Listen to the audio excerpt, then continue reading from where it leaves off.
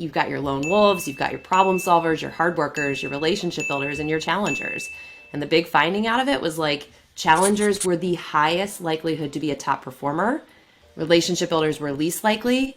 Relationship building is not bad. We're not saying that. Like, it will always be an essential currency in sales. It's how you build that relationship. One of the dominant motions that we see is sellers coming into an organization and being trained on the product.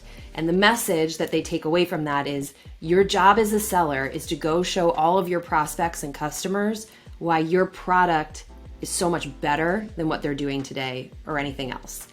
The problem with that is that customers will look us in the face and be like, I agree with you. Like, that is a better solution. That is a better product.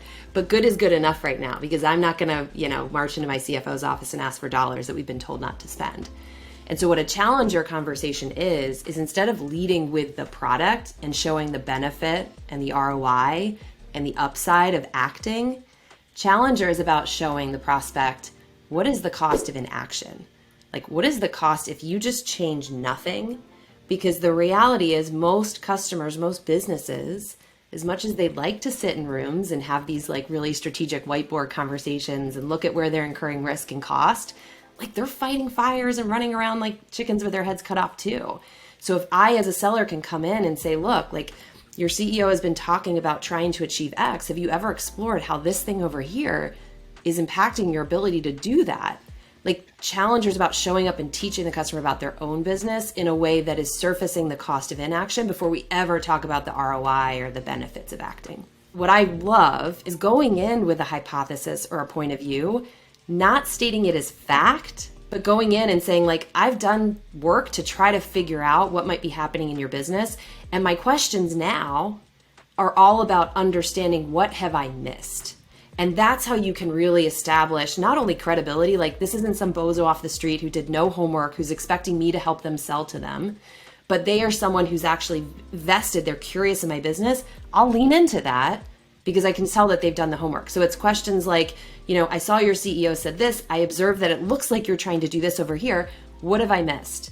Okay, now, like, if we're on the right track, then we're getting into, have you ever looked at the cost of doing X? Now, here's a sort of simple formula of how we've looked at it, but how does that jive with the math that you've done, right? And again, everything is like, I'm not 100% sure this is right, but I'm trying, and you correct me. And human nature is we love to correct. Most of the very best challengers I know are actually not the loudest voices in the room. Like, they'll sit in it's interesting. You can watch them in internal meetings. They'll sit there, they'll listen, they'll learn, they'll be respectful, and then they'll put their hand up and they'll ask a question that completely blows up the conversation.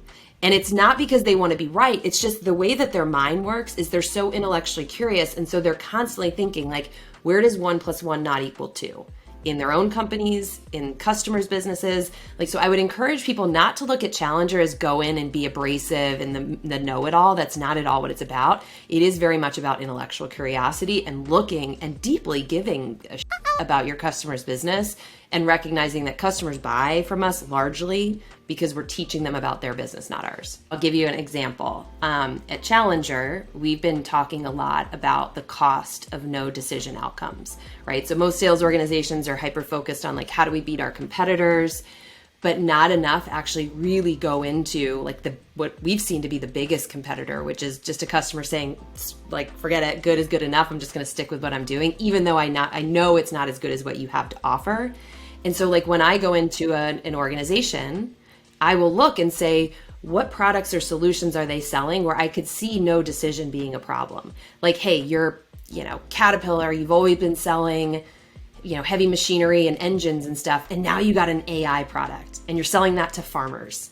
Like, that to me feels like a place where Cat might be losing to no decision. I might be totally wrong, but I'll go in and I'll say, okay, now let's look at your pipeline opportunities. How many of your opportunities for this year have been stuck without an activity for 90 days? And then what is the pipeline value associated with that? Okay, it looks like, I had a client the other day that said $90 million. So now all of a sudden, without any sort of like thesis or math degree or anything like that, I've illuminated to that customer, look, you've got $90 million in no decision land. Like, do nothing, that's fine. But what if you could crack off like 10 million of that? Get amazing at cost of inaction. Just murder that. And by just sheer showing up and being able to help your customers make sense of a business problem that's costing them, you can mess up a lot of things on the other side of that. You get that really, really right, it changes the game. Many people don't know this. They were going to call the book The New Relationship Seller until someone on the team was like, no one's going to read that book. Like, no one is buying that book. So they said, all right, let's pick something more provocative. We'll pick Challenger. And I think as a result, like, I'm cool being the old one. I don't need to be the new one.